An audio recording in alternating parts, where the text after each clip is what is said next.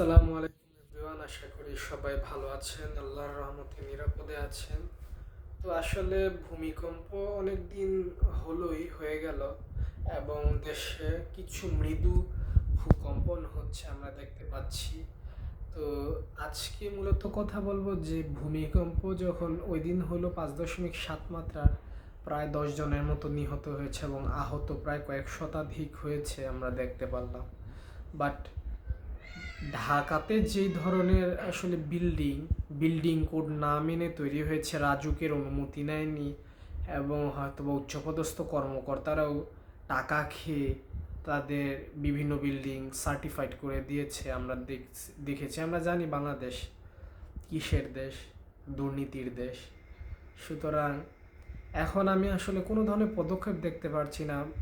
যাদের বাড়ি ঘরগুলোতে ফাটল ধরেছে, আমার মনে হয় এখন এগুলো নিয়ে নিউজ হচ্ছে না। দেখেন, জাপানে সাম্প্রতিক 7.6 মাত্রার ভূমিকম্প হলো, বাট আমাদের দেশে যদি হয়তো সব কিছু গুঁড়া হয়ে যেত ভাই, সব কিছু গুঁড়া।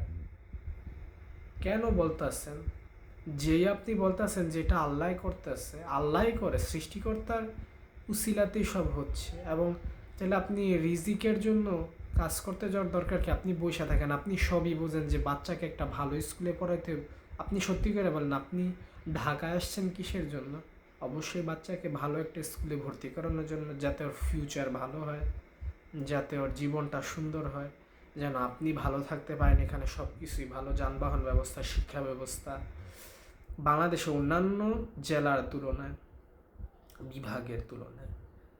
তো ঢাকা জেলায় আপনারা আসছেন, আমি চাই যে আসলে ঢাকার দিকে আর ধাবিত হয়ে না। আমার মনে হয় ঢাকাকে এখন রাজধানী হিসেবে না করে এখন অন্যদিকে মানুষকে ডাইভার্ট করা দরকার। বিভিন্ন গুরুত্বপূর্ণ স্থাপনা, বিশেষ করে সরকারি যে কর্মচারী যারা আছে, তাদের বিভিন্ন কার্যালয়গুলা অন্যান্য জেলাতে যেগুলো ফাঁকা আছে ওই জায়গাতে নিয়ে যাওয়া এবং ট্রান্সপোর্ট সিস্টেম, যোগাযোগ ব্যবস্থাটা আরও উন্নত করা, শিক্ষা ব্যবস্থা গ্রামীণ দিকে আর উন্নত করা। আপনি বলেন, আপনি যদি আজকে গ্রামে থাকতেন, অবশ্যই আপনি একজন শিক্ষিত মানুষ হিসেবে উপলব্ধি করতেন যে আমার স্বাস্থ্য ব্যবস্থায় ঘাটতি আছে, শিক্ষা ব্যবস্থায় ঘাটতি আছে, আমার ভালো শিক্ষক নেই, ভালো নার্স নেই, ভালো ডাক্তার নেই।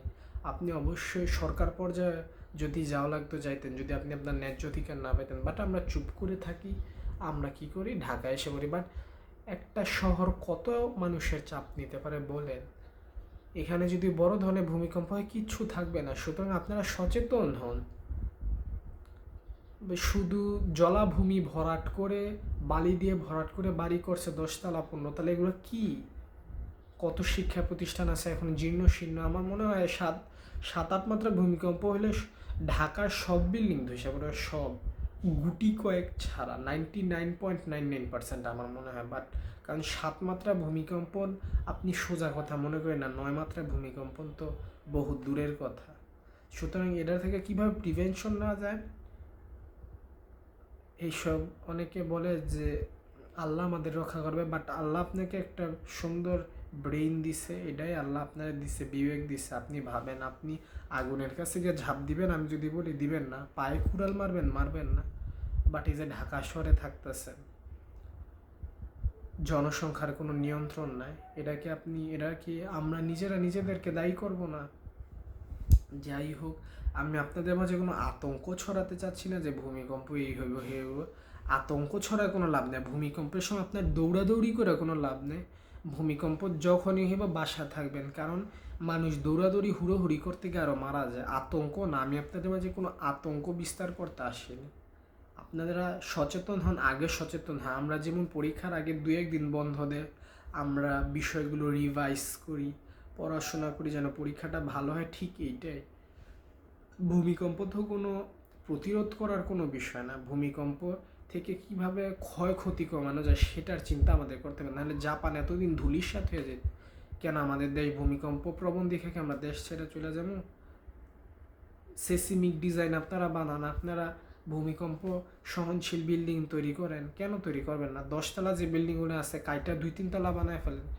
এলাকা অনুযায়ী, যে এলাকার মাটি যত শক্তিশালী, ওই এলাকার ওই স্থাপনাগুলো তত শক্তিশালী করে বানানো হবে যে এখানে 2 তলা, এখানে 3 তলা, এখানে 10 তলা। ঢাকা শহরে মানুষকে আরও নিয়ন্ত্রণ করতে হবে, গ্রামের দিকে উন্নত করতে হবে, জনসংখ্যা নিয়ন্ত্রণ করতে হবে। এটাই আপনারা প্লিজ সরকার পর্যায়ে যান, যদি না হলে হাহাকার শেষ হবে না।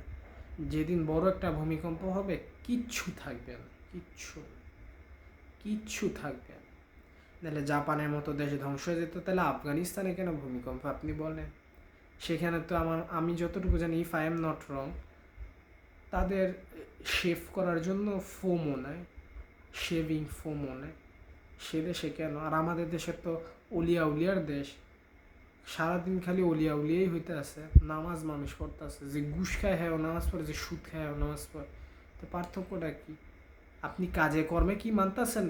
আপনি কি কাজে কর্মে নিজের মুসলিম হিসেবে দাবি করতে পারবেন? আপনি সুদ না খান, ঘুষ না খান, আপনি মুসলিম। শুধু নামাজ পড়লে মানুষ মুসলিম হয় না, শুধু দাড়ি টুপি রাখলে মানুষ মুসলিম হয়। যাই হোক, যদি ভিডিওটা ভালো লাগে অবশ্যই শেয়ার করবেন, লাইক দিবেন, লাইক এবং শেয়ার সাবস্ক্রাইব করে পাশে থাকবেন। আমি আশা করি যে আপনারা বিষয়টা গুরুত্ব সহকারে নেবেন, না হলে আপনাদেরই ক্ষতি, আমাদেরই ক্ষতি, পুরো জাতির জন্যই ক্ষতি। যাই হোক, ভালো থাকবেন, আল্লাহ হাফেজ।